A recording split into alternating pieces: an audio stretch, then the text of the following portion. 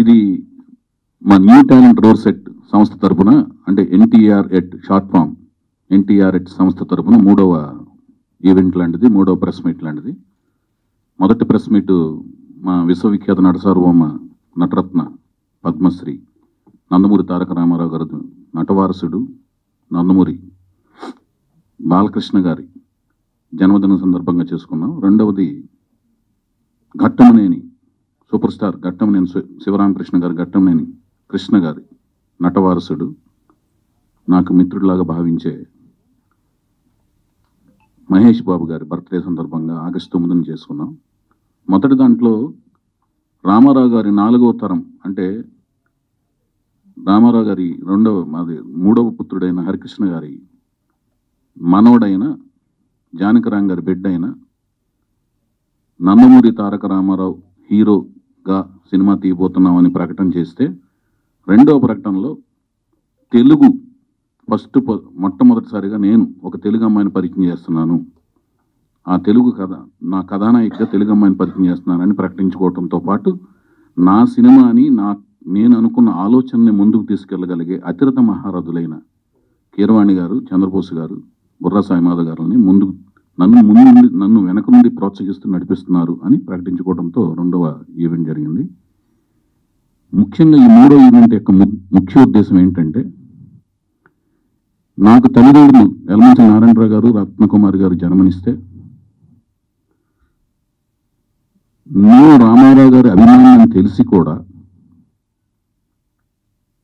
రికార్డుల పరంగా అక్కినేని నాగేశ్వరరావు గారితో అగ్నిపుత్రుడు సినిమా చేస్తుండగా గొడవలు పడిన సందర్భాలన్నీ కూడా గుర్తుండి కూడా,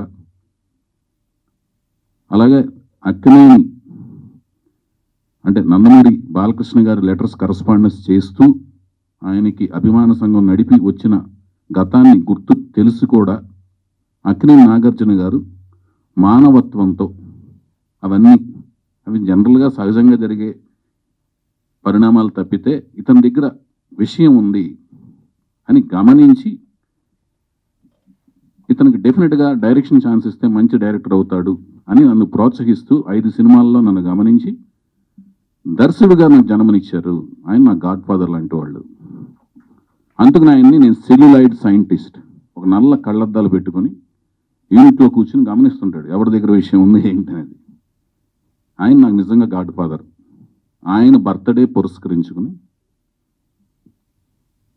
ఎప్పుడు ఎక్కడ బర్త్డే నేను ఏ ఊర్లో ఉన్నా కూడా ఆయన బర్త్డేకి ఆయన విషెస్ చెప్పాలని తాపత్రయపడతాను. ఆ విషెస్ ఆయనకి చేరే విధంగా నేను సాయశక్తిలో కృషి చేస్తాను. అవి రీచ్ అవుతాయి, ఆయన కూడా రిసీవ్ చేసుకుంటారు, చాలా ఆనందపడుతుంటారు. అలాగే నేను ఏ కారు కొన్నా, నా జీవితంలో ఏమి సాధించినా కూడా ఆయనకి అప్డేట్ చేస్తుంటాను. ఆయన ఆనందపడుతుంటారు, గర్వపడుతుంటారు. నాగార్జున గారు, many many many happy returns of the day sir. మీ గుడివాడ అంటే మీ నాన్నగారు పుట్టి పెరిగిన గుడివాడలో పుట్టి పెరిగాను నేను కూడా. అలాగే మీ నాన్నగారు స్థాపించిన కళాశాల ఏఎన్ఆర్ కళాశాల స్టూడెంట్ని, మీ అన్నపూర్ణ స్టూడియో ప్రొడక్ట్ని, మీ సినిమాతో స్టార్ట్ అయిన నా కెరీర్.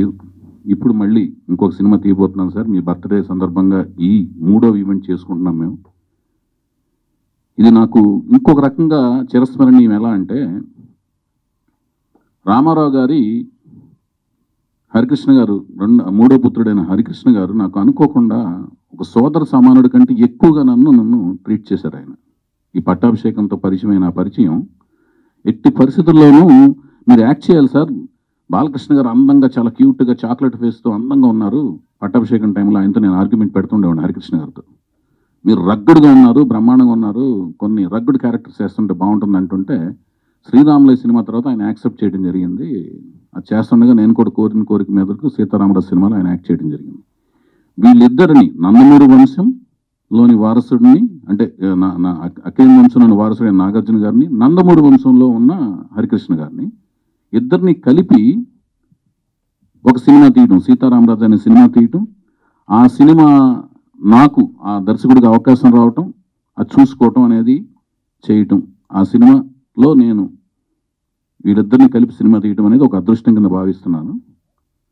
ఆయన బర్త్డే అనుకోకుండా యాదృచ్ఛికంగానో లేదా కాకతాళంగానో ఎందుకు జరిగిందో తెలియదు, కానీ ఈరోజే మా హరికృష్ణ గారి వర్ధంతి డే కావటం కూడా ఒక విచారకరమైన రోజు. అది ఈరోజు కావటం, ఆయన తెలుగుని ఎంతగా ప్రేమిస్తారో, పార్లమెంట్లో ఆయన నేను తెలుగులోనే మాట్లాడతానని ఎందుకు పోరాటం చేశారో, ఆ తెలుగు భాషా దినోత్సవం రోజునే అనుకోకుండా ప్రమాదవశాత్తు మరణించటం, పరలోకానికి పయనించటం, వాళ్ళ నాన్నగారి దగ్గరికి వెళ్ళటం, అక్కడికి వెళ్ళి మళ్ళీ అక్కడ ఏ రథాన్ని సారథ్యం వహిస్తున్నారో తెలియదు కానీ వాళ్ళ నాన్నగారి కార్యక్రమాల్లో అక్కడి నుంచి ఇదంతా చూస్తుంటారు, ఆయన ఆశీస్సులు అందిస్తుంటారు. ఎప్పటికీ నా గుండెల్లో చిరస్థాయిగా ఉండిపోతారు హరికృష్ణ గారు. ఎందుకంటే ఆయన నన్ను సోదరులా చూశారు. నేను లాహిరి టైంలో బొమ్మరిల్లు సంస్థ స్థాపించినప్పుడు నేను వెళ్ళి, మీరు సినిమా నేను ప్రొడ్యూసర్ అవుతున్నానండి, మీరు నాకు డైరెక్షన్ చేసి నేను ప్రొడ్యూస్ చేద్దాం అనుకుంటున్నానండి, నేను డైరెక్టరే కాదు ప్రొడ్యూస్ చేద్దాం అనుకుంటున్నాను అన్నప్పుడు, నువ్వు ఎక్కడి నుంచి డబ్బులు తీసుకొస్తావు అనే మాట అడగకుండా ఆయన నాకు యాక్సెప్ట్ చేసిన విధానం అనేది మాత్రం నేను ఎప్పటికీ మర్చిపోలేనండి. అన్న, మీరు ఎక్కడున్నా కూడా మీరు నా మీద ఉంచిన నమ్మకం ఎప్పటికీ నేను మర్చిపోలేను, మీ రుణం ఎప్పటికీ తీర్చుకోలేను.